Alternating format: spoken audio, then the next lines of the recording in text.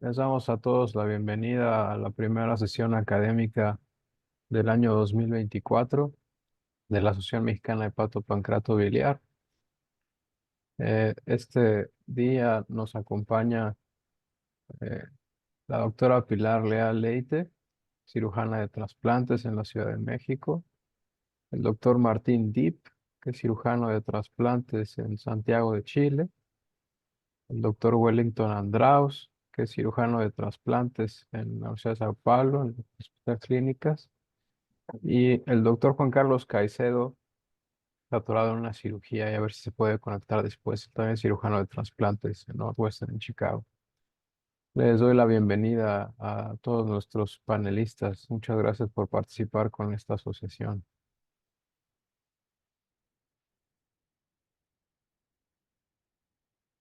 Hoy vamos a comentar un caso de trasplante hepático donador vivo, como lo dice el título. Y la dinámica va a ser que quien les habla va a presentar la información de, el paciente, y voy a ir haciendo preguntas dirigidas a los panelistas y también a la audiencia.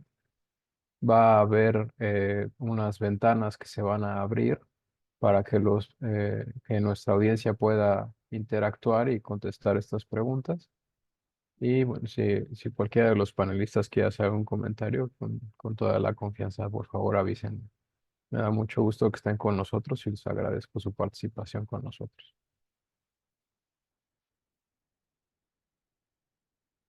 La paciente es una mujer de 66 años que tiene esquistosomiasis hepática ya tratada con praziquantel en el pasado. Pesa 42 kilos y tiene masa corporal de 18. No tiene comorbilidades y en agosto del 2022 es la primera vez que nuestro grupo de patólogos la evalúa y tiene un puntaje de MEL de 10 con una enfermedad hepática crónica complicada con encefalopatía hepática episódica y ascitis que responde a diuréticos. En ese momento consideran que está como bastante estable y no la refieren con nosotros para trasplante. La paciente tiene como antecedente 3 episodios sangrados variciales en el momento de su primera evaluación con erradicación de varices esofágicas mediante ligadura endoscópica y tiene trombosis portal que está siendo manejada con enoxaparina. Y también tiene hiponatremia que se está manejando con control de líquidos en casa. Esta es la experiencia de trasplante hepático para esquistosomiasis en mi centro, en el Hospital de la Guardia Nacional, acá en Riyadh. Y lo que demuestra esta serie en realidad es que las indicaciones para trasplante hepático en esquistosomiasis hepática son las mismas que en otras formas de enfermedad hepática crónica y que la supervivencia después de trasplante para esos pacientes es bastante similar a la que se observa en otros pacientes. Y esto en realidad es una enfermedad que en el lado americano del mundo vemos muy poquito. Eh, Creo que en Brasil sí tienen algunos casos de esquistosomiasis. No sé si Wellington nos quiere comentar ahora, pero de este lado del mundo es un problema un poco común. No sé, Wellington, si nos quieres platicar qué tanto ven esquistosomiasis en Brasil. Sim, nosotros penso que agora diminuiu um pouco a taxa. Antes, como hace 20 o un poco más, 20, 30 años, teníamos mucho más. En la región nordeste de Brasil había una tasa muy grande de esquistosomosis. Acá hacíamos muchas las cirugías de esplenectomía con toda desconexión eh, para no haber sangrado de las varices o hacía una otra cirugía que era una anastomose esplenocanal distal de cirugía de Wogen. Ujú. Estos dos procedimientos hacíamos. Tanto que tuvimos dos casos de trasplante hace poco tiempo eh, pos con la cirugía de Wogen, los pacientes que tenían esa cirugía. Y es una discusión interesante. Entonces, ahora tenemos mucho menos casos, más algunos casos también en lista para trasplante. Muchas gracias. En realidad, estos pacientes desarrollan una forma de hipertensión portal intrahepática, que es predominantemente presinusoidal, a diferencia de la intrasinusoidal. Y su principal problema es hipertensión portal, pero muy tarde en su enfermedad desarrollan atrofia hepática por la deprivación portal y eventualmente empiezan a tener problemas de encefalopatía bastante importantes porque tienen unos cortocircuitos muy grandes, espontáneos. Y el parénquima hepático en general es bajito, entonces tienen mucha citis y mucha encefalopatía. Es raro que desarrollen ictericia, pero sí eventualmente ya avanzada la enfermedad, incluso la ictericia también la desarrolla. Pues en ese momento se considera que la paciente puede continuar el manejo médico y al siguiente año se reevalúa por nuestro grupo de patólogos. En este momento la paciente sigue teniendo un puntaje de MELD bajito, un puntaje de MELD de 11, pero ha tenido de nuevo, a pesar de tener erradicación endoscópica, tiene otro episodio de sangrado varicel en marzo y otro episodio de sangrado varicel en julio. Y la paciente persiste con mucha encefalopatía hepática que necesita de tratamiento médico constante y que también ha requerido hospitalizaciones durante ese año. Además, durante este año, otra de sus hospitalizaciones es debida a falta de aire, a disnea, y se documenta hipoxemia durante esa hospitalización y se le da manejo con oxígeno. Cuando se evalúa en nuestro centro, la paciente no refiere falta de aire, su saturación es normal y en la gasometría arterial aire ambiente tiene una presión parcial de oxígeno de 75,9 y al hacerle un ecocardiograma con burbujas tiene un cortocircuito intrapulmonar moderado. Y de nuevo, con sus números, el puntaje sigue estando en 10. Entonces, le quisiera preguntar a la doctora Leal si en este escenario, con un puntaje de MELD bastante bajito, se justificaría alguna forma de tratamiento como trasplante hepático. Hola, buenas noches a todos. Daniel, muchas gracias por la invitación y felicidades por la presidencia de la sociedad y mucho éxito. Creo que es importante aquí recordar que, bueno, tenemos como este punto de corte, ¿no? Del MEL de 15 para ofrecer trasplante a los pacientes con cirrosis, particularmente cuando estamos hablando de donante cadavérico, pero en el caso de donante vivo, pues sí ha habido series que demuestran que la sobrevida es mejor cuando operamos a un paciente con un MELD más bajo, ¿no? Quizá un paciente más estable, un paciente que pudiera llegar a presentar menos complicaciones. Y sí creo que independientemente quizá del puntaje, habría que valorar tanto para vivo como cadavérico qué tanto impacto o repercusión clínica está teniendo el paciente, ¿no? Si tiene sangrados de repetición, o tiene, por ejemplo, prurito, ¿no? Que hay veces que los pacientes no elevan mucho MELD, pero sigue afectando mucho la calidad de vida, pues valdría la pena plantearle la opción de trasplante. Entonces, pues esta es la tomografía inicial con la que conocemos a la paciente en el centro de trasplante, porque en este momento sí es referida para trasplante.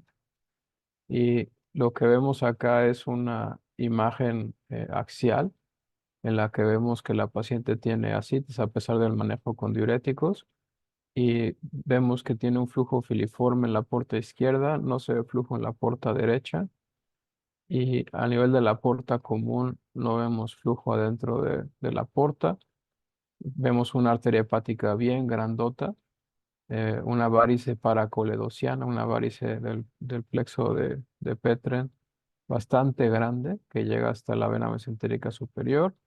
Y a nivel de la porta retropancreática no vemos nada de flujo hasta que llegamos a la confluencia espleno-mesentérica y hasta acá abajo, en donde la vena mesentérica tiene flujo a nivel de la primera yeyunal, pero en su rama principal tampoco tiene flujo. Ahora vamos a ver la misma tomografía en los cortes coronales.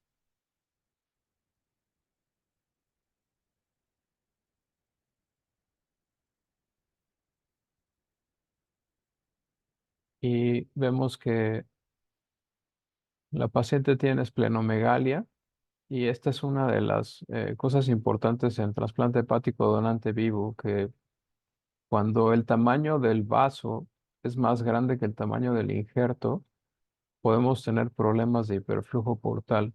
Entonces, incluso hasta el volumen del vaso, en un escenario, en escenario similar lo medimos cuando el volumen del injerto está muy cerca del punto 8. En esos casos, lo que hacemos es una esplenectomía antes de la reperfusión. Pero bueno, eso depende de qué tan cerca del punto 8 está el GBWR y qué tanta hipertensión portal tiene el paciente. Pero bueno, estos casos con esquistosomiasis, a pesar de que tienen un MET bajo, tienen una hipertensión portal bastante importante, como comentábamos antes. Aquí se está repitiendo el video, pero lo que les quiero mostrar es que la paciente tiene trombosis portal que afecta tanto a la vena, perdón, ahí está, que afecta a la vena mesentérica superior en su porción inframesocólica. La confluencia esplenorrenal está permeable y la primera yeyunal está permeable y la porta común está totalmente trombosada. Esa ya es porta común.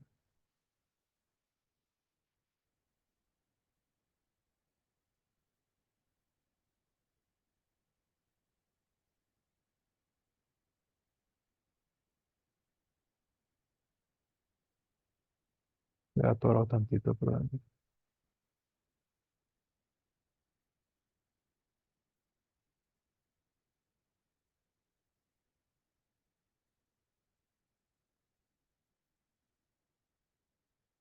Un momento.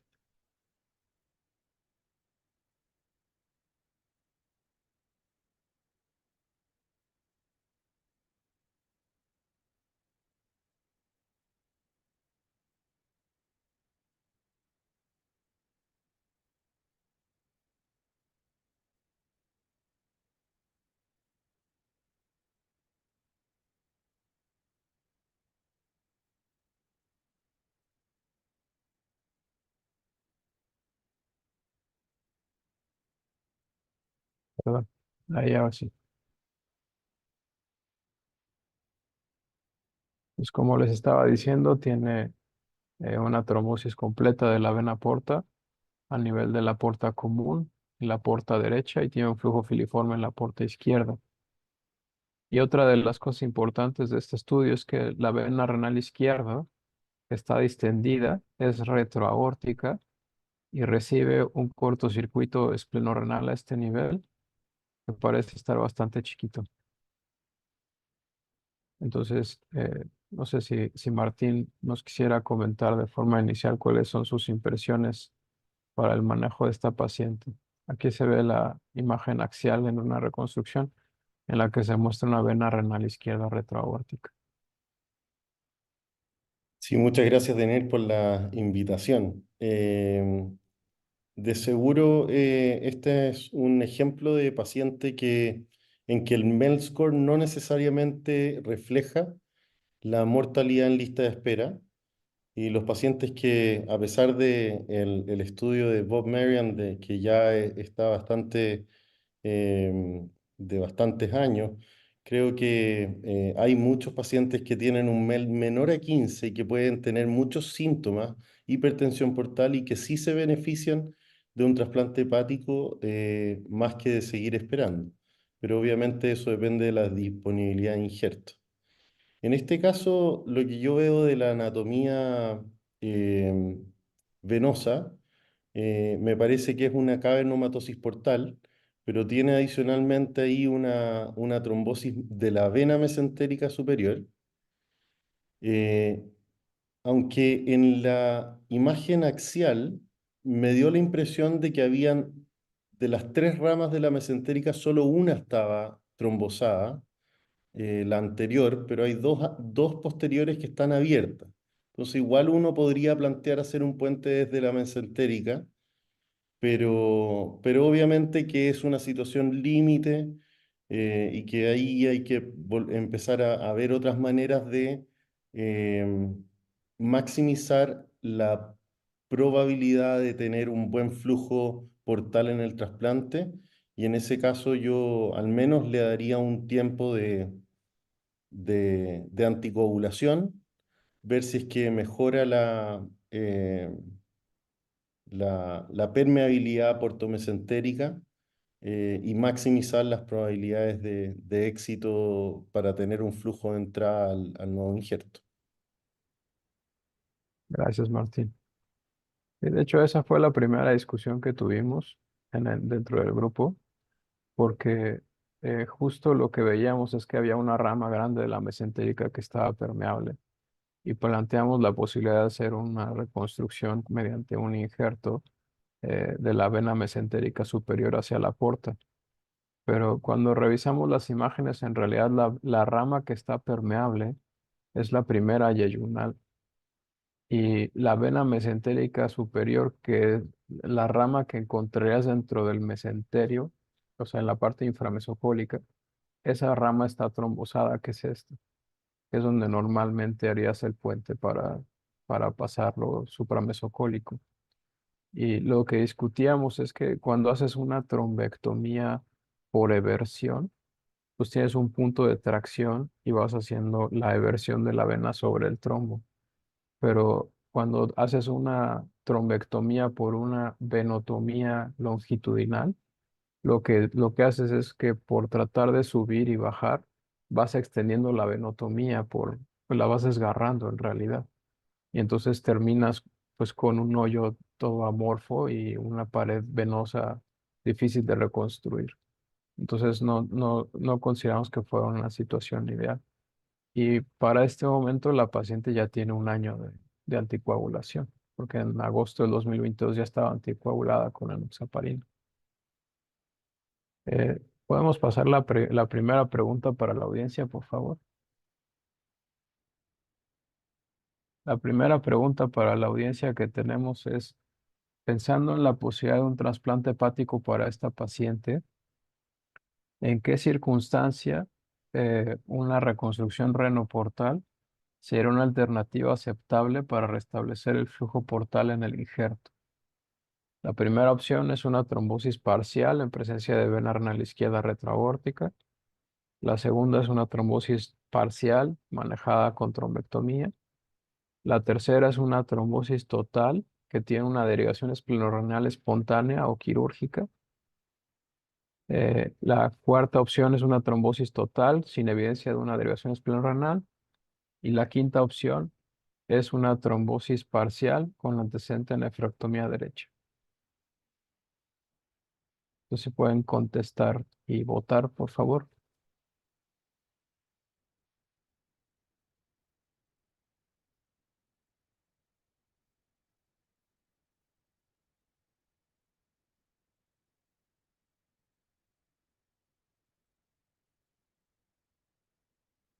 Ya tenemos las respuestas.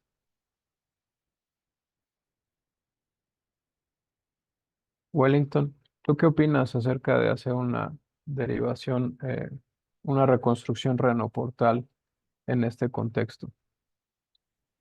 Yo creo que eh, en un contexto que no hay otras alternativas buenas para reconstrucción, creo que se puede utilizar. A veces no es tan fácil hacer la anastomosis portal porque algunos pacientes hay un cambio de dirección porque la vena es un poco más transversal y después se cambia para subir, para longitudinal. Y se puede haber una angulación, entonces tenemos que tener un poco de cuidado con estos casos. Mas creo que no se cambia a veces de paciente de unos para otros, mas es una alternativa.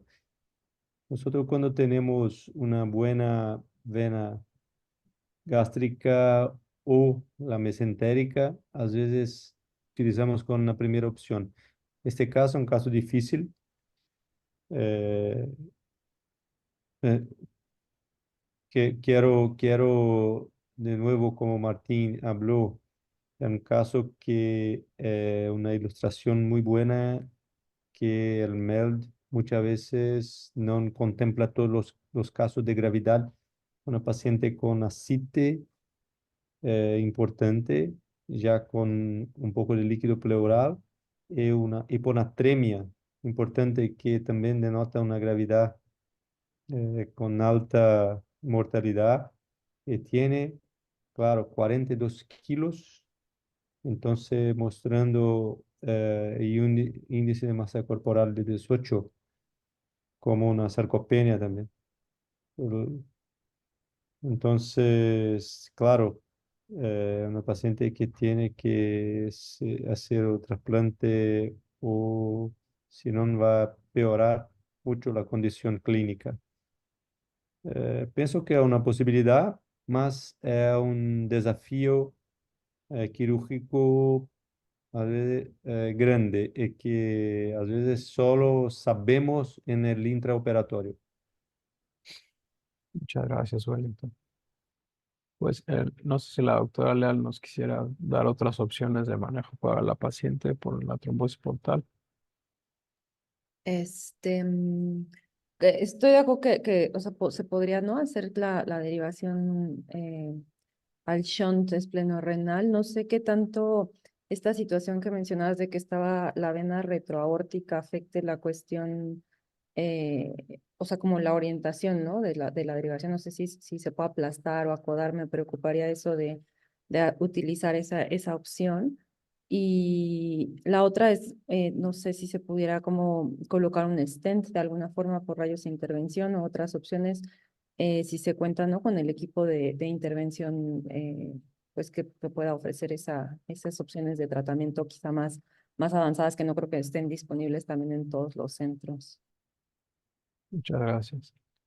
Eh, pues sí, en respuesta a este punto, eh, en realidad la derivación, la reconstrucción renoportal le da flujo al injerto suficiente, pero no necesariamente resuelve la hipertensión portal del paciente, o sea, sigue teniendo hipertensión portal y de hecho los pacientes pueden incluso tener hasta encefalopatía. Entonces es una opción de tratamiento, pero no resuelve todos los problemas del paciente. Y en este caso en específico, recuerden que para hacer la reconstrucción renoportal, la vena se divide en su drenaje en la cava y la reconstrucción se hace término terminal con la vena o término lateral y después se divide. Y cuando la vena es retroaórtica, la verdad es que queda un ángulo demasiado agudo y como no solamente es la aorta, sino todo el tejido linfático alrededor, se puede comprimir. Entonces, por lo menos, ahora sí que como dicen en mi libro, la anatomía retroaórtica es una contraindicación. No sé si alguien tenga experiencia haciendo una renoportal con una retroaórtica, Martín.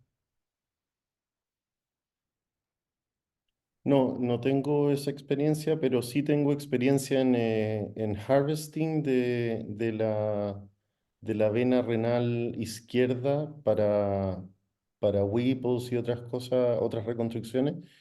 Y creo que igual se podría plantear dividir la vena renal a nivel de la cava y hacer en el fondo la disección hacia proximal y volver a orientar esa vena renal en la mejor orientación posible.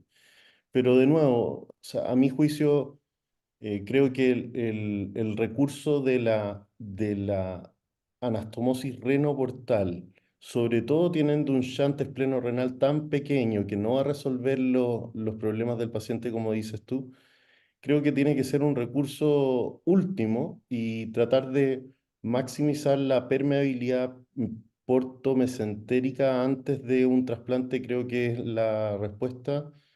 Y en este caso hay algunas opciones. En Estados Unidos, yo trabajé en la Universidad de Wisconsin, los intervencionales están empezando a hacer bastantes procedimientos, por ejemplo, transesplénicos percutáneos, para hacer trombectomías mesentéricas o portales, y la verdad es que eso aumenta la permeabilidad. Son una de las opciones. El TIPS es otra opción, aunque el problema del TIPS es dónde hacer el deployment y que no haya trombo en la porta, eso puede ser técnicamente difícil. Pero haría esos métodos de mejorar o maximizar la permeabilidad por portomesentérica antes de tener que usar la anastomosis renoportal. Pues muchas gracias. Pues justo eso fue lo que discutimos con nuestro equipo de intervención, porque algo que estamos haciendo acá con cada vez mayor frecuencia es hacer una trombectomía portal extendida, en la que hacemos una disección de la vena mesentérica superior y de la vena porta por detrás del páncreas, para entonces pasar la vena porta después de su división por debajo del páncreas y hacer la trombectomía por eversión desde el inicio de la porta hasta la confluencia esplenometentérica y extender un poco hacia la vena mesentérica superior. Y una vez que completamos la trombectomía, regresamos la vena porta por detrás del páncreas y la dejamos pinzada para hacer la reconstrucción. Entonces, eso lo hemos estado haciendo en varios casos y lo que discutimos es que en este caso, en el que la vena mesentérica superior en cuanto tal también está trombosada, pues eso no iba a resolver todo el problema de erección portal de la paciente. Y discutimos la necesidad de hacer una venoplastía, como tú estás diciendo, o una trombectomía parcial, una venoplastía, mediante un abordaje percutáneo. Y le comentamos el caso con los radiólogos intervencionistas para este fin, para poder hacer un abordaje transesplénico, venoplastia de la esplénica, venoplastia de la mesentérica y colocar un TIPS al final. Y en realidad el TIPS queda pues dentro del hígado y en estos casos no es necesario extenderlo hacia afuera, porque al reducir la resistencia del flujo a través del hígado, aunque tienes la trombectomía y la tromboplastia por afuera, al incrementar el flujo hepatópeto, pues ya la vena se mantiene abierta. En realidad se trombosa por el flujo estático que tiene o hepatofugal a nivel de la porta, pero una vez que el flujo se vuelve hepatópeto, incluso aunque no haya TIPS en donde está el trombo, se mantiene abierto.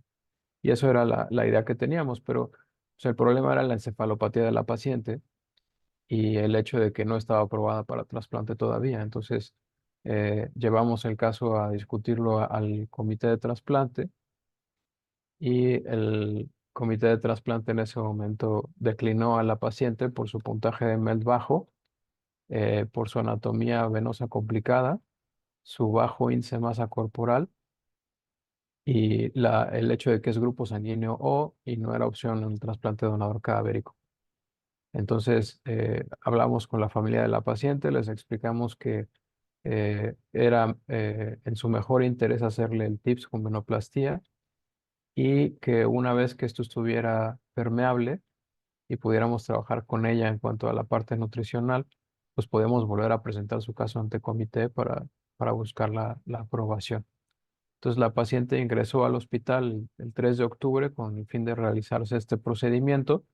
Sin embargo, el 4 de octubre tuvo un sangrado por una varice fúngica de forma medio masiva, por lo que tuvo que ser llevada de urgencia a una inyección de cianoacrilato endoscópica y la paciente se trasladó después a terapia intensiva por choque hemorrágico y en este momento también desarrolla hipoxemia grave, que a pesar de tener una placa de tórax normal, requiere manejo con puntos nasales de alto flujo, incluso BiPAP de forma intermitente, que fue una discusión el ponerle BiPAP porque acababa de tener un sangrado varicial.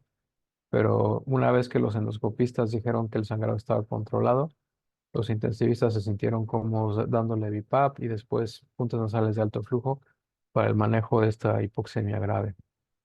Después del diagnóstico diferencial, pues se consideró que era debida al cortocircuito intrapulmonar que la paciente ya tenía documentada. Después de este episodio, la paciente tiene elevación de troponinas hasta 2000, cuando lo normal, como vemos en su pantalla, es de 17. Sin embargo, después de este evento, la paciente normalizó las troponinas a los 5 días. Lo que sí es que tuvo descompensación de su enfermedad, el MEL sodio ya se fue a 21 y la paciente es reprogramada para el 17 de octubre. El problema es que ya estando en la sala de angiografía, literalmente acostada para hacerse el procedimiento, la paciente empieza a tener hematemesis de nuevo y empieza a tener choque hemorrágico nuevamente. Por lo que en vez de trasladarla a endoscopía, los endoscopistas se trasladan a angiografía porque las suites están uno al lado del otro y le hacen una inyección endoscópica de cianoacrilato en la cama de la sala de angiografía.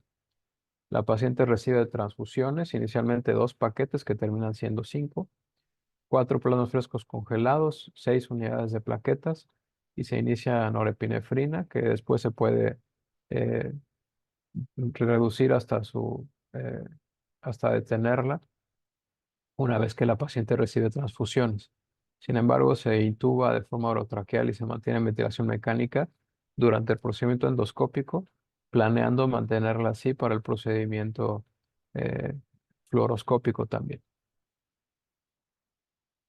Entonces, el primer abordaje que hacen los radiólogos es un abordaje transesplénico, que es lo que estamos viendo acá. Esta es una angiografía mediante sustracción digital en la que en la inyección en la vena esplénica lo que estamos viendo es que en realidad hay pobre flujo hacia la confluencia esplenomesenterica y la práctica totalidad del flujo venoso esplénico está yéndose hacia colaterales. Eh, por lo que la sospecha es que la confluencia esplenomesenterica, que en la tomografía se veía permeable, pues ahora también está obstruida. Y seguramente por eso es que la paciente está teniendo sangrados variceales. Entonces, el primer paso es la dilatación con balón de la confluencia esplenomesenterica para volver a abrirla. Y una vez que esta confluencia es dilatada, con una guía se negocia el tránsito hacia la vena porta. Una vez que el tránsito hacia la vena porta es posible mediante la vía transesplénica, se pasa una guía en asa en la vena porta y con un abordaje transyugular se utiliza una aguja de Rush Ushida y literalmente el asa que se introduce por la vía esplénica es atravesada con la aguja. Después una guía se pasa por ese trayecto donde está la aguja en esta imagen y el asa de la guía transesplénica atrapa la guía transyugular y la pasa hacia el introductor transesplénico. Como vemos en esta imagen, este es el introductor transesplénico, este es el introductor transyugular y vean que la guía pasa del introductor transyugular hacia el transesplénico.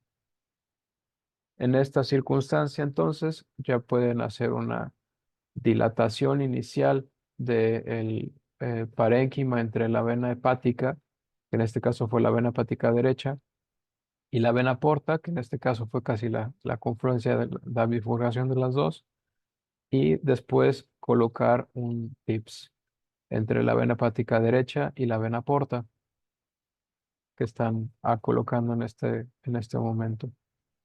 Una vez que el TIPS está colocado, se puede optimizar la venoplastía tanto de la vena mesentérica superior, que aquí como ven hay una estenosis importante que se está dilatando con balón, como de la vena esplénica. para tratar de abrir por completo la vena esplénica, la confluencia esplenomesenterica, la vena mesentérica superior y que el flujo a través del TIPS mantenga un flujo hepatopetal bueno, que mantenga abierta la venoplastia realizada en la vena mesentérica y la vena esplénica. Después del procedimiento, la paciente se mantiene intubada y en ventilación mecánica con una dosis de norepinefrina progresivamente más baja hasta que se detiene la norepinefrina y la paciente se extuba el día 19.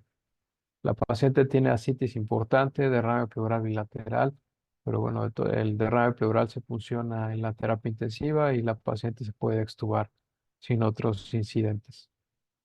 El 22 de octubre se realiza un Doppler que demuestra que el TIPS está permeable. Y el 29 de octubre, mientras la paciente todavía se está recuperando de este evento y está ya recibiendo nutrición por vía nasoyeyunal como adyuvancia para su manejo, la paciente desarrolla cefalea y una pobre interacción con el ambiente. Entonces, pues inicialmente pensábamos que esto era delirium hipoactivo, que de hecho le pasó a la paciente varias veces durante este internamiento y durante los siguientes. Pero lo que nos llamaba la atención era la cefalea, que era lo que no cuadraba en una paciente que tiene delirium. Entonces le pedimos una tomografía de cráneo y discutimos el caso con neurología. Lo que vemos en las imágenes es que tiene dilatación de los ventrículos laterales, con un poco más de líquido en el espacio subaracnoideo del que nos gustaría ver, y particularmente en el espacio, en esta imagen coronal, vemos que hay bastante hidrocefalia que parece ser comunicante. Entonces, la paciente en realidad no tenía alteraciones a otro nivel más que la cefalea y una disminución de lo que normalmente ella habla, pero cuando hablaba, pues hablaba normal y podía hacer cálculos y todo. Entonces, le pedimos a oftalmología que revisara el fondo de ojo y que lo documentara, y oftalmología nos dice que no hay papiledema. Entonces, discutimos el caso con neurología y neurología establece el diagnóstico de hidrocefalia de presión normal, y le solicitamos que nos dé también su pronóstico de la enfermedad, porque al considerarla como candidata de trasplante, sabemos que la hidrocefalia de presión normal pues es una forma progresiva que puede originar demencia, y la demencia pues es una contraindicación para trasplante. Entonces, lo que ellos nos explicaron es que la paciente no tenía deterioro cognitivo. De hecho, cuando ellos la entrevistan, la paciente ya está hablando de forma normal y ya no tiene cefalea, que no tiene ningún deterioro cognitivo documentable, y psiquiatría confirma el mismo hallazgo, que no tiene alteraciones de la marcha, que es algo característico acá, y que no tiene alteraciones del uso de los esfínteres. La paciente no tiene ninguna forma de incontinencia. Entonces ellos creen que es una forma bastante temprana de la enfermedad, y en su opinión creen que no amerita una modificación de nuestra conducta. En este punto le pregunto a la doctora Leal, no sé qué opina acerca de ofrecerle trasplante a una paciente con este tipo de enfermedad crónica. No, pues digo, como mencionaste, ¿no? Si no encuentran contraindicación y pues si bien a un futuro podría desarrollar demencia, pues a ese momento la paciente pues no deja de ser candidata, ¿no? Creo que sí es súper importante pues recalcar todo lo que, o sea, todo lo que mencionas, como todas las valoraciones y especialistas que están involucrados siempre en el protocolo, ¿no? De un paciente para trasplante, y la importancia de que estén pues familiarizados con las opciones de tratamiento de la paciente para trasplante y cuál es pues cuál sería su realidad si se le niega, ¿no? Esa opción de tratamiento. Entonces, pues muy bien que siguieron con el trasplante. Muchas gracias. Pues después de esta valoración por neurología y oftalmología, la paciente egresa el 5 de noviembre con una tomografía programada para el 14 para valorar la permeabilidad de la confluencia esplenomesenterica y de las venoplastías que se habían realizado. Y el 14 de noviembre la vemos en la consulta, pero otra vez como que la paciente no habla mucho, ¿no?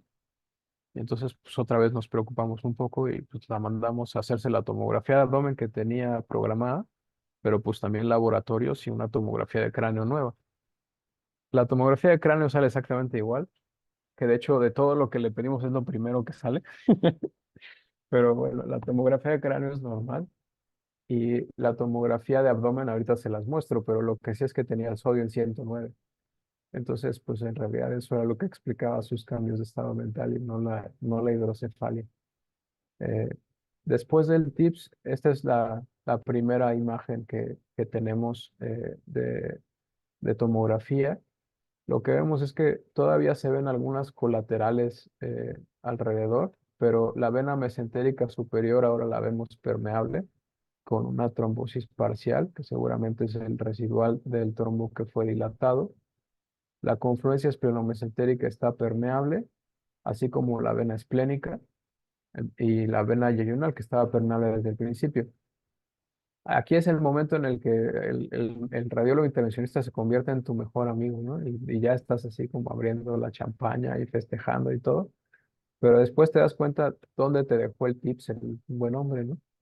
Entonces, cuando vemos que el tips está por detrás del cuello del páncreas y que llega casi hasta la confluencia esplenomesenterica, pues ya se terminaron los abrazos y las felicitaciones a los intervencionistas, pero de todos modos nos queremos mucho, pero bueno, eh, lo que vemos en el video más adelante es que el TIPS en realidad está metido por detrás del cuello del páncreas hasta casi la confluencia esplenomesenterica, con mucha parte de su trayecto por afuera del hígado. Y en realidad eso se explica por la importante atrofia que tienen los pacientes con esquistosomiasis. Tienen un hígado muy, muy chiquito. Pero bueno, a nivel de la vena hepática derecha, el TIPS llega y no entra en la cava. Acá vamos a ajustar un poquito el contraste para ver mejor el TIPS. Aquí está, este es el páncreas, este es el cuello del páncreas, este es el borde superior, que es lo que veríamos en el paciente. Y vemos que el TIPS llega hasta abajo, por detrás del cuello del páncreas. Ok.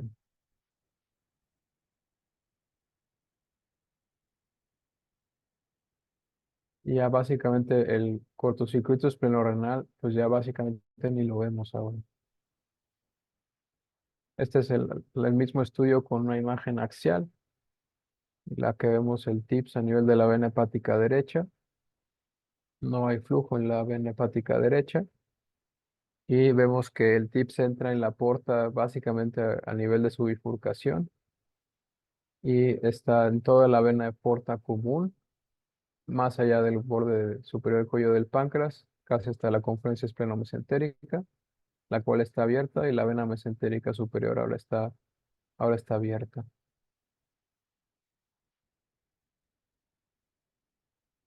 Entonces, acá aprovecho para algunos comentarios que está mandando la audiencia. El doctor Alejandro Lugo, que es cirujano multivisceral, dice, bueno, ¿y por qué no considera trasplante de hígado e intestino en este paciente, trasplante multivisceral? Pues definitivamente es una opción. El grupo de Indiana y después Miami ha demostrado que es una opción terapéutica viable. Sin embargo, la morbilidad asociada y la mortalidad asociada al trasplante multivisceral creo que es considerable. La inmunosupresión que requieren los pacientes es mucho más alta y la tasa de complicaciones con enfermedad linfoproliferativa y otras formas de enfermedades inmunológicas es bastante más alta en esos pacientes. Entonces, además la disponibilidad de injertos de grupo, como les expliqué antes, es bajita. Entonces, esta paciente, incluso por su grupo etario, 66 años, en nuestro centro sería considerada exclusivamente para donante vivo. Ni siquiera tendría la opción de donante cadavérico, mucho menos de multivisceral.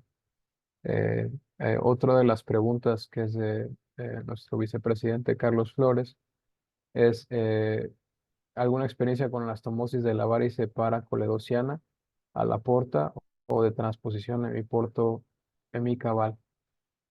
Acá no sé si el doctor Wellington quisiera contestar si tiene experiencia en alguna de estas dos opciones. Yo miré una presentación de los médicos de Corea del Sur con revascularización de varices paracoledocianas. Creo que es una cosa difícil, de excepción. Acá nos tenemos una experiencia inicial también con los radiólogos intervencionistas que lograron en algunos casos de hacer una revascularización en casos de trombosis portal. No son todos los casos que tiene suceso, mas algunos sí. Entonces, yo pienso que la transposición cabal, yo no tengo experiencia, hablé con algunos amigos y la experiencia es mala. Entonces, pienso que tenemos que intentar todas las otras alternativas y eh, tal vez un trasplante multivisceral eh, eh, y no una transposición cabal. Entonces, más las varices pericoledocianas, tal vez en el último caso, sí, um, muy grandes, como yo ya hice algunos casos, pocos casos que con trombosis portal que tenía varices, como 3 o 4 varices pericoledocianas, muy calibrosas. Entonces, tal vez, más no hice ninguno caso. Eh, Pienso que los otros también tienen experiencia para hablar, pues yo no soy muy favorable a la transposición cabal. Martín, ¿tú qué opinas? Sí, yo opino que la transposición de cava tiene una mortalidad altísima. Es más alta incluso que la anastomosis renoportal, que también es difícil. Y bueno, aquí tenemos a Wellington, que tiene buena experiencia con algunos casos, una serie de casos de renoportal, pero la transposición de cava tiene una mortalidad muy alta. Yo creo que aquí hay que tener las prioridades, a mi juicio, son: número uno, tratar de usar esa porta, hacer lo mejor posible para tratar de usar esa porta. Y en este caso, que el radiólogo, a pesar de que el TIPS llegue detrás del páncreas, yo creo que en general el TIPS se puede sacar tirándolo sin necesidad de cortar ahí, y puedes tratar de utilizar esa porta, aunque sea bien abajo en la confluencia. Eso sería el primer caso. Obviamente que con un donante cadavérico a veces la porta te llega hasta la confluencia. Un donante vivo se necesita una extensión. Número dos sería hacer un puente porto-mesentérico a la vena mesentérica. ¿Y por qué en este caso es más abajo que la anterior? Es porque igual tiene una trombosis previa, por lo tanto no es tan fácil cuando uno hace un puente porto-mesentérico cuando ya ha habido una trombosis. Y ya después de eso, a mi juicio, sería colaterales, renoportal, y ya después, eh, Multivisceral. o sea, multivisceral o, o transposición de cada. Pues en realidad en la presencia del TIPS, pues ahorita el flujo hacia las colaterales ya es bastante bajito. De hecho, la paracoledociana que se veía antes, pues ya apenas si se aprecia en el estudio. Digo, sigue estando ahí, pero en realidad ya es bastante chiquita. Ya no es la paracoledociana grande que veíamos antes, ya es una vena bastante chiquita. Incluso algunos de los vasos que vemos ahí en realidad son arterias. Y la opción del renal también, pues parece que el renal ya está bastante chiquito y la vena renal izquierda ya se ve menos dilatada. Entonces creo que esas dos opciones pues no serían ya tan apropiadas con la actual hemodinamia de la paciente. Entonces lo que decidimos fue llevar nuevamente el caso a comité. Sin embargo, pues la paciente volvió a tener un sangrado tubo digestivo y entonces en vez de presentarlo en ese momento, decidimos esperar otro poquito.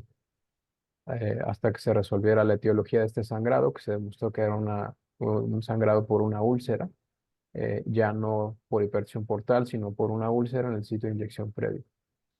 Me sale que Wellington levantó la mano, no sé si quieres comentar algo, Wellington. No, quería hacer una pregunta rápida porque tiene una otra, no sé si ustedes tienen experiencia de hacer y alguna vez haber cortado un TIPS y has hecho la anastomose venosa en los TIPS. Porque yo tengo una experiencia que es posible hacer, entonces a veces si está, la posición está mala, la puede, no es necesario, no es totalmente impeditivo hacer una anastomose se cortando el tips. No sé si quieres comentar, hacer una, si tienes Pues experiencia. a mí lo que me ha tocado es más que hacia la porta, porque esa no me había tocado, lo que sí me había tocado es hacia la vena, un tips que se va hasta la cava.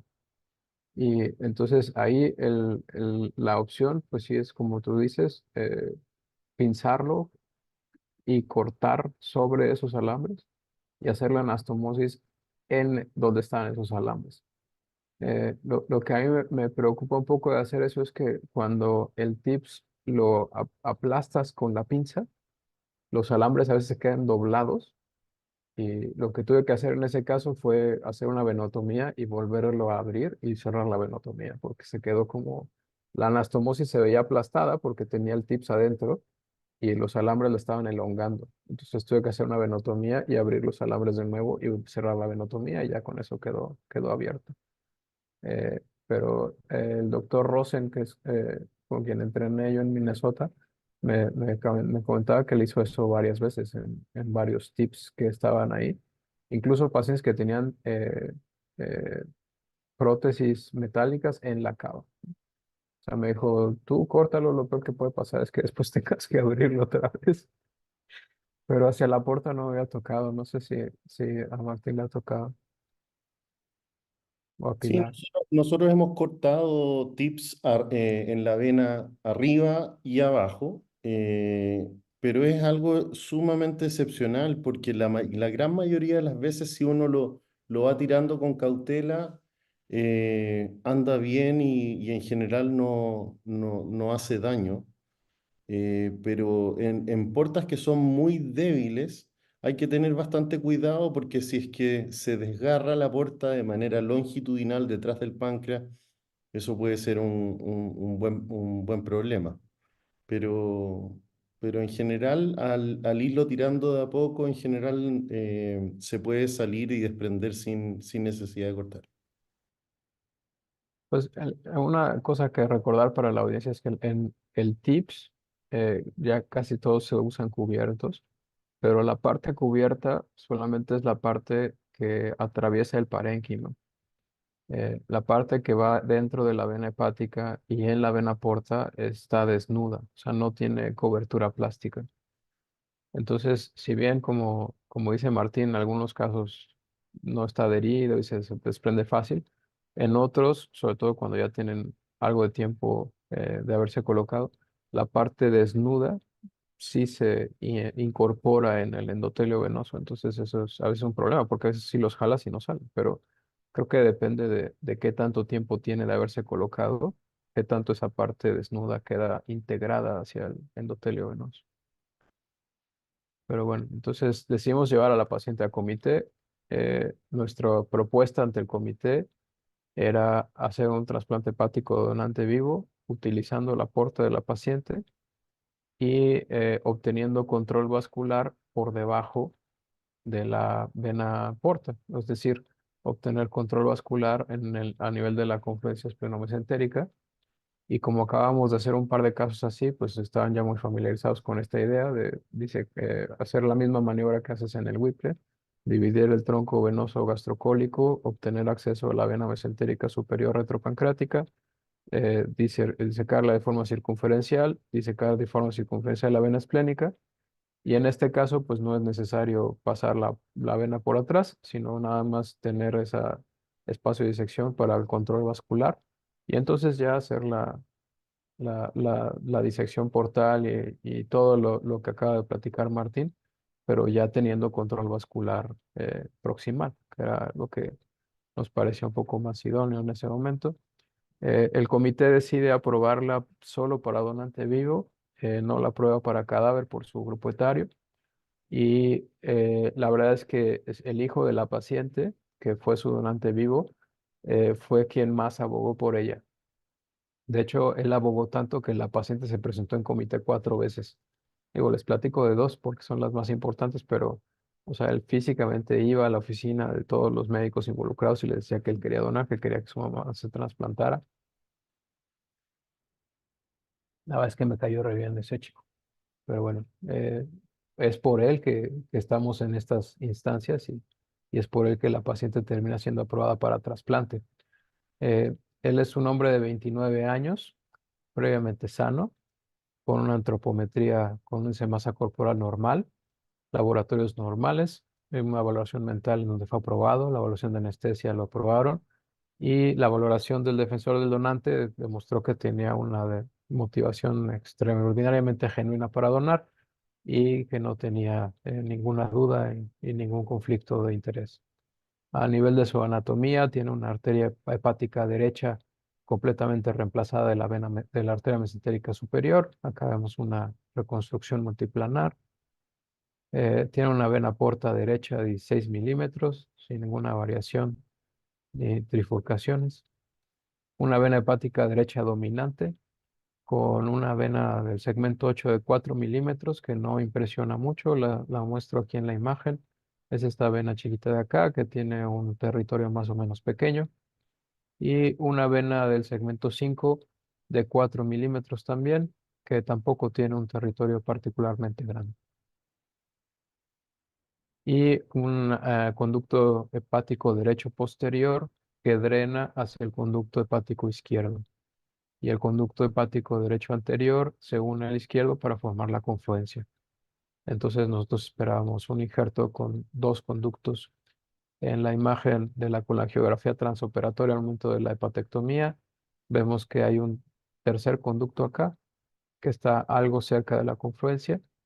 Entonces vemos un conducto acá, otro conducto acá y el tercer conducto que es el izquierdo que drena hacia atrás. Y entonces cuando recibimos el injerto, que ya de por sí sabíamos que íbamos a salir tarde de ese caso, pero cuando recibimos el injerto tenemos un injerto con tres conductos, dos derechos anteriores y un derecho posterior que están separados por un tabique grande. La volumetría total del paciente tiene un volumen total de 1295 mililitros, con una volumetría del lado derecho de 833 mililitros, lo que le da un volumen esperado del injerto en comparación con el receptor de 1.7%, por lo que estamos bastante bien cubiertos a ese nivel. Es casi lo de un injerto cadavérico para el peso de esta paciente. Y la paciente es llevada a cirugía el 28 de noviembre. La paciente se somete a una hepatectomía total preservadora de cava mediante una incisión tipo Makuchi. Se drenan más de 4 litros de ascites de la cavidad y en este momento vemos que tiene una hipertensión linfática importante que seguramente es residual de la hipertensión portal que tuvo en su momento, pero ya no vemos tanta hipertensión portal en la cavidad. O sea, lo que vemos más ya es hipertensión linfática. Hay adherencias importantes, sobre todo hacia la cava del lado derecho. Movilizar el lado derecho y despegarlo de la cava fue bastante laborioso. Había una zona ahí que estaba muy adherida y no había un buen plano entre la cava y el hígado. Pero bueno, por la necesidad de mantener a la paciente con circulación cabal por el tiempo que íbamos a tomarnos en la reconstrucción portal, pues insistimos en no hacerle exclusión total y reconstrucción cabal, sino tomarnos el tiempo de hacer la disección y encontrar los planos y separarlo, que lo pudimos hacer después de un poco de intentos. Aislamos completamente al hígado de la cava y solamente dejamos la vena derecha y el tronco común de la izquierda y la media con una cinta. Identificamos a la arteria hepática izquierda y a la arteria del segmento 4, las cuales fueron divididas. y identificamos el cístico, el cual lo ligamos y lo dejamos dividido. Y después la arteria hepática derecha que les muestro acá, la dejamos con una cinta, la disecamos en bloque junto con el conducto y la dejamos listo para dividir cuando estamos listos para irnos al hepático. Eh, para la planeación de la trombectomía, una vez que el injerto estuvo listo para ser enviado a nosotros, le pedimos a otro cirujano que hiciera el backtable del injerto porque de esa manera nosotros podíamos continuar en la trombectomía sin detenernos. Se encontró que había una vena hepática, una vena porta, una arteria hepática y los tres conductos que ya les platiqué. Entonces, en el momento en el que el injerto estuvo listo, hicimos la división en bloque del conducto hepático común y de la arteria hepática derecha, que la dejamos controlada con un bulldog para después poder hacer la disección de la arteria derecha y utilizarla para la reconstrucción del influjo arterial. E hicimos una disección circunferencial de la porta, la cual liberamos en toda su extensión, desde la vena porta derecha e izquierda, que como les explicaba antes estaban cerradas, toda la vena porta extrahepática, disecamos la vena porta retropancreática por arriba del páncreas, vimos que el stent seguía avanzando incluso por detrás del páncreas, y después hicimos la movilización del colon derecho y transverso, ligamos el tronco gastrocólico y disecamos de forma circunferencial la vena mesentérica a nivel de su confluencia con la vena esplénica. Disecamos la vena esplénica de forma circunferencial también, hasta que pudimos disecar de forma circunferencial la confluencia esplenometentérica y pudimos pasar un Bessel loop para colocar ahí nuestro clamp de control vascular. Una vez que hicimos eso, teniendo ya control vascular de la confluencia esplenometentérica, dividimos a la porta por arriba del cuello del páncreas, identificamos el TIPS y le hicimos una trombectomía por reversión, incluyendo al TIPS, y dividimos al trombo distal a donde estaba el TIPS. Una vez que hicimos eso, el flujo portal era bastante pobre, por lo que haciendo tracción de la vena porta y liberando el control proximal, introducimos un Fogarty del número 8 hacia la vena mesentérica, el cual extraímos inflado y en ese momento el flujo portal se volvió buenísimo. Entonces seguramente durante toda la disección y el camplaje se formó algún trombo a nivel de la mesentérica, pero en cuanto pasamos el Fogarty, el flujo portal ya fue bastante bueno después de eso. En la reconstrucción del injerto le hicimos la vena derecha del injerto a la vena derecha del receptor. Por la diferencia de tamaños hicimos una venotomía longitudinal caudal en la cava para incrementar el diámetro de esa anastomosis. Pero bueno, en los casos de injertos derechos hacemos nada más 2 caras de anastomosis, ya no hacemos la de diamante en 3 caras. Colocamos un injerto de vena ilíaca de cadáver de interposición entre la porta común por arriba del cuello del páncreas, que es lo que les muestro acá, y la vena porta derecha del injerto. En realidad es un segmento como de 2 centímetros. La doctora Pilar me va a criticar mi anastomosis porque se ve arrugada, pero por adentro se ve bonita, lo juro. Entonces pusimos este injerto de interposición entre los dos e hicimos una anastomosis de la arteria derecha a la arteria derecha del injerto. Hicimos un Doppler transoperatorio en la que vemos que la vena hepática derecha está permeable, la vena porta está permeable con un flujo hepatopetal bastante continuo, no completamente monofásico, pero bastante continuo, con una velocidad de 43 centímetros por segundo. Y vemos una arteria hepática intrahepática con un flujo, con un pico sistólico bueno y con un índice de resistencia normal.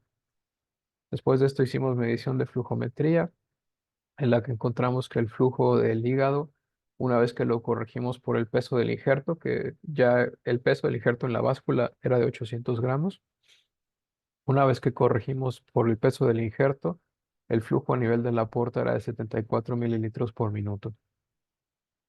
Aquí, si me pueden pasar la segunda pregunta, por favor, para la audiencia. Y primero la respuesta de la primera, si quieren, y después la segunda pregunta. Tenemos la respuesta de la primera, por favor.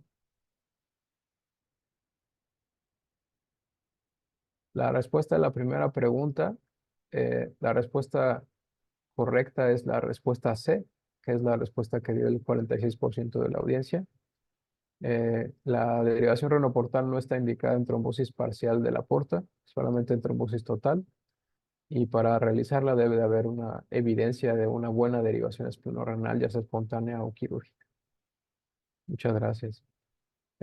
Si me pueden pasar, por favor, la segunda pregunta. Aquí la pregunta es: ¿cuál es el flujo venoso portal normal? La primera opción es 5 a 10 milímetros de mercurio. La segunda opción es más de 0,8%. La tercera opción es cualquier flujo venoso hepatopetal es un flujo venoso portal normal. La cuarta opción es más de 2.600 mililitros por minuto. Y la quinta opción es de 80 a 180 mililitros por minuto por cada 100 gramos de hígado. Si pueden contestar, por favor.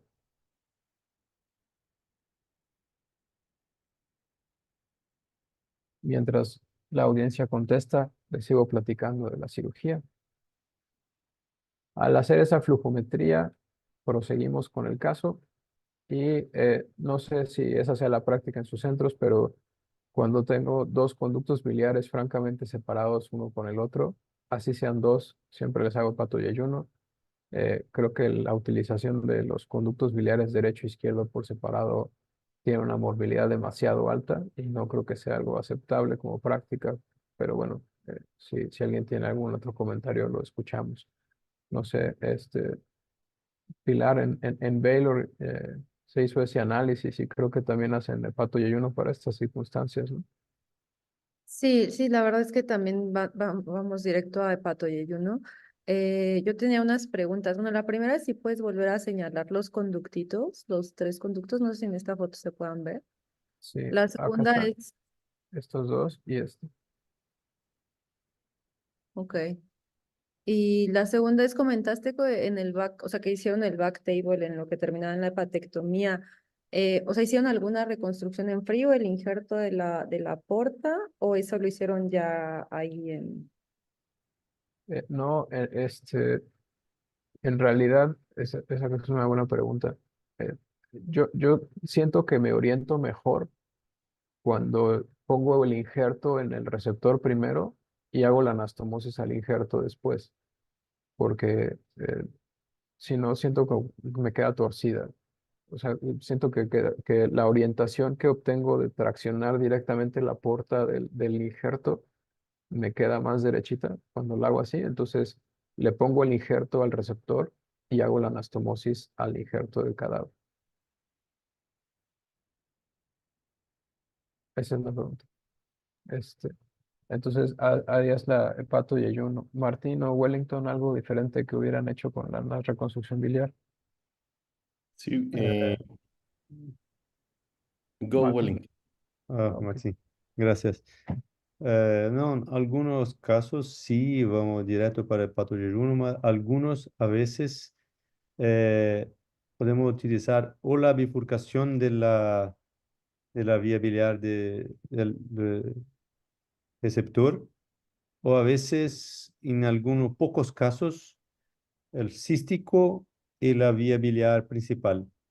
Entonces son algunas opciones, más tienen que mirar cómo es la condición de la vía biliar del receptor, si es posible, eh, y si la vía biliar mucho adentro se encuentra buena, la pared de la vía biliar. Son algunas alternativas que a veces se puede utilizar. No sé si Martín tiene alguna otra opción. Sí, nosotros hemos migrado. Antiguamente hacíamos, cuando habían dos conductos, hacíamos I de Rúa dos enterotomías diferentes. Pero la verdad es que hemos migrado cada vez más a tratar de hacer ducto-ducto en la mayor medida de lo posible, porque es más fácil poder hacer una ERCP en el futuro, etcétera. Entonces, hemos hecho al menos unos 5 o 6 casos de lo que dice Wellington de realizar conducto hepático común y conducto cístico, y con buen resultado. En algunos de ellos hemos tenido que hacer dilatación por ERCP, pero en general eso no es tan problemático. Y creo que la clave ahí está en dónde están los conductos con respecto a la arteria, porque si tienes dos conductos y está la arteria al medio, poner el asa por encima de la arteria, eso puede ser problemático para la arteria, y está descrito que la I de Roux en donante vivo hace mayor trombosis arterial. Por lo tanto, la otra alternativa que yo creo que quizás lo que yo habría hecho es hacer ducto-ducto en uno, o en este caso como eran tres, ducto-ducto en dos con el conducto cístico, y al otro lado de la arteria poner una I de Roux desde el lado retrocólico retrogástrico, cosa de que no quede el asa encima de la arteria. Pero esas son cosas que depende de la experiencia de cada equipo, creo yo. Muchas gracias. Yo creo que la reconstrucción con el conducto cístico depende tanto de tu voluntad, sino de la anatomía de tanto del donador como del receptor. O sea, creo que cuando tienes un conducto derecho posterior que drena hacia el conducto hepático común por separado, esa es la situación ideal para hacer una anastomosis cística, porque tienes un conducto en el injerto bastante bajo que coincide con la inserción del conducto cístico. Pero tratar de hacer un conducto cístico hacia un conducto hepático en situación anatómica normal te obligaría a dejar un cístico bien largo y dejarle las válvulas de Heister. Entonces te quedaría una anastomosis hipertensa con un riesgo de fuga muy alto. Y la otra es que este conducto derecho posterior está bien atrás. Entonces, dices, ahí básicamente le tenías que llegar con la Y. O sea, aunque quisieras hacerle conducto a este de acá, que quizás se pudiera hacer, no te iba a llegar el conducto nativo del, del receptor. Entonces, bueno, eh, antes de hacer trasplantes, pues tuvimos una muy buena exposición a derivaciones hepatoyunales y le tenemos toda la fe del mundo, así que fuimos directo con la derivación hepatoyunal.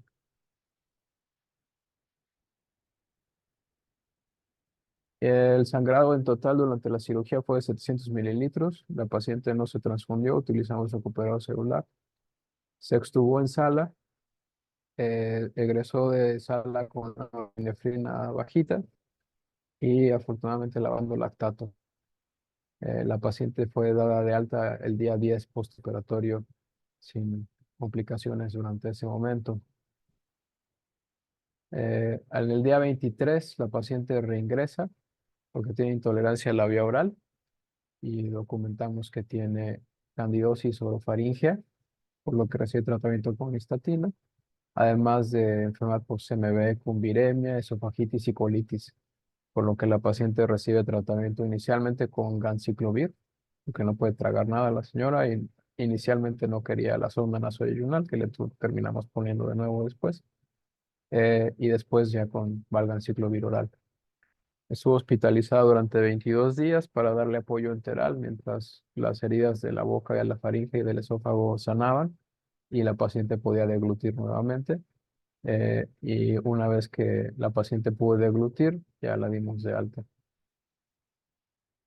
Sus enzimas hepáticas son normales, su Doppler es normal y en esta misma hospitalización le hicimos una nueva tomografía en la que vemos que no hay ninguna alteración a nivel de la arteria hepática y vemos la confluencia espleno-mesentérica con permeabilidad de la vena mesentérica, eh, permeabilidad del trayecto retropancreático. Estos son los sitios de las dos anastomosis que tiene la paciente con permeabilidad y que aunque por afuera se ve fruncido, por dentro se ve bonito.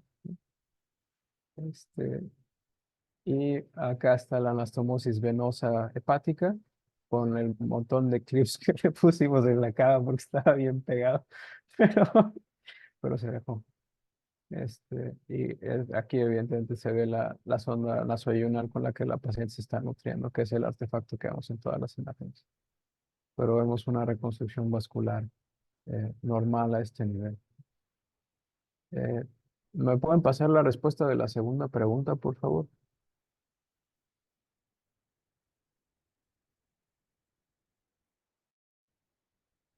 La respuesta correcta la E.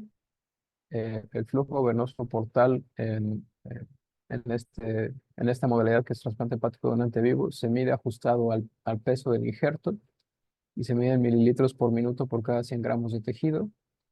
Y la verdad es que la definición de normal, bien, ahorita comentamos de eso, pero la definición de normal varía de centro a centro, eh, y eso también varía de acuerdo a la evidencia disponible. La mayoría de los estudios de flujometría que utiliza volumen total es de donador cadavérico y utilizan este punto de corte de más de 2600 como hiperflujo en donador cadavérico y como mal pronóstico funcional y mayor riesgo de disfunción temprana del injerto.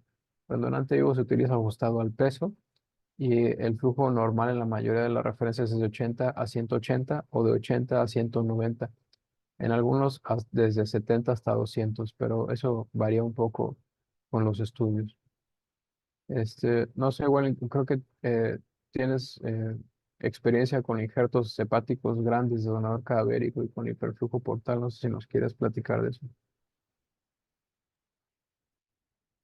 Ah, yo creo que cuando hay una duda, después de la implantación, acá hoy no tenemos los flujómetros.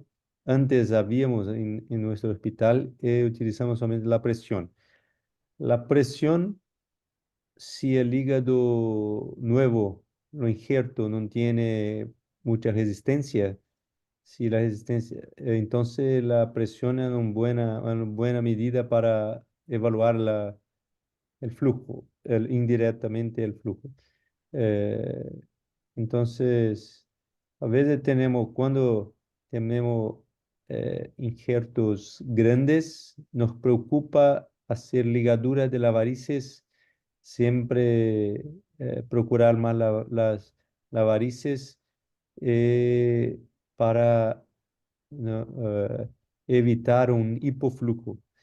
Ahora, cuando sabemos antes que podemos tener un flujo portal bajo, entonces siempre nos preocupamos de eh, hacer una procura de donantes más chicos con hígados pequeños para este paciente que tiene mucha, una eh, chance o de haber un flujo portal bajo.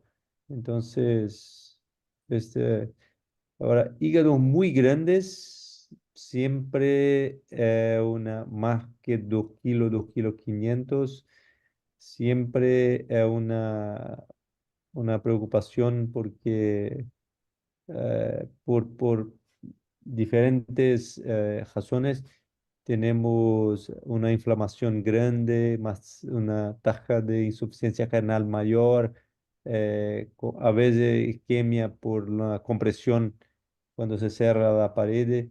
Entonces, creo que tenemos muchos factores que hacen con que el hígado muchas veces no funcione muy bien para hígados mayores que 2,5 kilos. Gracias. Pues la primera opción de 5 a 10 milímetros de mercurio es la presión portal normal, pero esa es la medición de la presión. No, El cero, no, nada más estoy diciendo las opciones de las respuestas que había. En la segunda opción decía menos de 0,8%. Ese es el punto de corte que usualmente se utiliza en la literatura para el tamaño de los injertos. Ese no es el flujo portal. El flujo patopetal es normal, pero pues hay de normal a normal. Más de 2.600 mililitros por minuto es el punto de corte que generalmente se utiliza para hiperflujo en los hígados de donador cadavérico, en los que generalmente no se pesa los injertos, porque esa no es una práctica común en donante cadavérico. Pero bueno, si se pesa el injerto, que es lo que siempre se hace en donante vivo, entonces el flujo se ajusta por el flujo y se considera normal de 80 a 180. Este, la que sigue, por favor, ¿me pueden dar la tercera pregunta, por favor?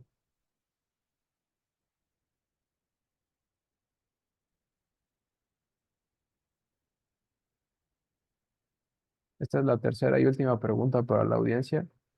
Después de la reconstrucción portal, en este caso lo que vimos es que el flujo estaba en 74 y dijimos que lo normal es 80.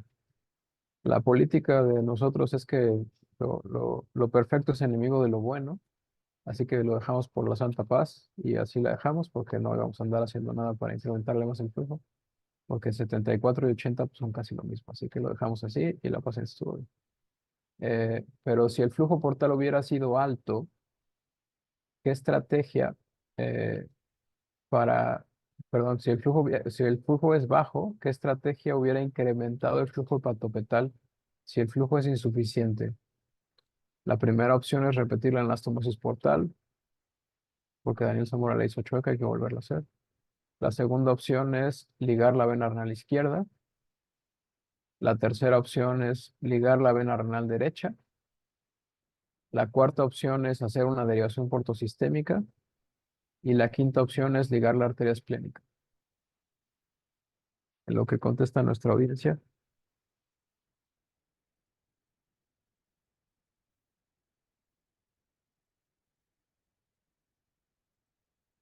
Vamos a dar tantito tiempo. Y me pueden dar, por favor, las respuestas.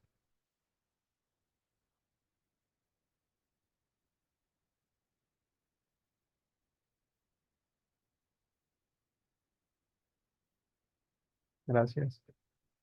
Eh, repetir la anastomosis portal pues, sería una opción, si es que está acodada, chueca o torcida, cualquiera de estas opciones. O se necesita hacer una trombectomía, por ejemplo.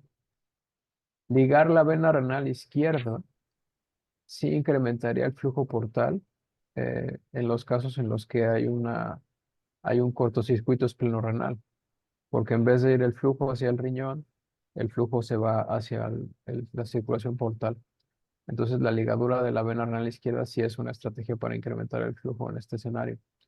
Ligarle la vena renal derecha al paciente no tiene beneficio alguno, la vena renal derecha no tiene colaterales y ligarla tiene como resultado pues la necrosis de ese riñón. Entonces, eso no es una práctica que funcione.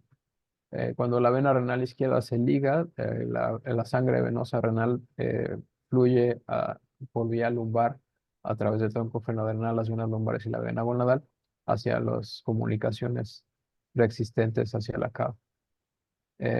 La derivación portosistémica es una estrategia para reducir el flujo portal, no para incrementarlo.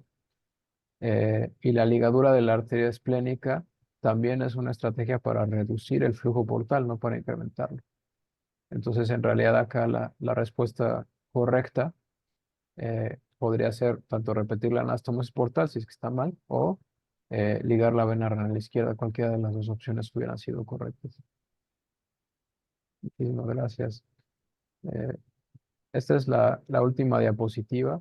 No sé si de parte de nuestros panelistas tienen alguna pregunta que quieran hacer o algún comentario que nos quieran hacer. Si quieren, vamos Ah, en orden. Empezamos con Pilar. Gracias. No, muy bonito caso. Creo que como ilustra mucho, ¿no? Todo el abordaje pretransplante, transpost y las pues la necesidad de planeación y las dificultades técnicas que de por sí quizá un donante vivo, ¿no? impone más que un cadavérico, pues a sumarle a eso estas cosas de trombosis portal, etcétera, pues es importante pues ver que en el centro se cuente con todo el recurso humano y material para poder tener pues resultados exitosos. Felicidades. Muchas gracias. En estricto orden alfabético, Wellington. Me gustaría agradecer nuevamente la invitación, Daniel. Muchas gracias, un placer. Estamos juntos, gente de muchos diferentes países, con una experiencia muy buena. Este caso es un caso muy interesante, complejo, muy complejo, que utilizó estrategias diferentes, que es interesante tenermos siempre en la mente como alternativas para el tratamiento. Y mismo cuando la vena, no miramos que hay en la imagen una anastomosis plenorenal tan importante, siempre un teste con lo clampeamiento de la vena renal se puede hacer sin ningún gran problema y mirar si el flujo ha incrementado o no. Entonces, tal vez siempre. Y una otra cosa, que se puede tener un problema con el flujo portal en pacientes que tienen trombosis tardías, cuando las trombosis tienen ya calcificaciones en la pared de la vena, y a veces cuando se manipula o coloca clampe, se fractura el trombo antes de la anastomosis y muchas veces puede hacer una disección en la pared de la vena. Y esto puede disminuir el flujo, bajar el flujo. Muchas veces no es tan fácil diagnosticar que tenemos el problema. Entonces, esas son algunas situaciones que podemos tener con la trombosis portal, que algunas veces puede ser casos muy complejos y complicados. Felicitaciones por el caso y gracias.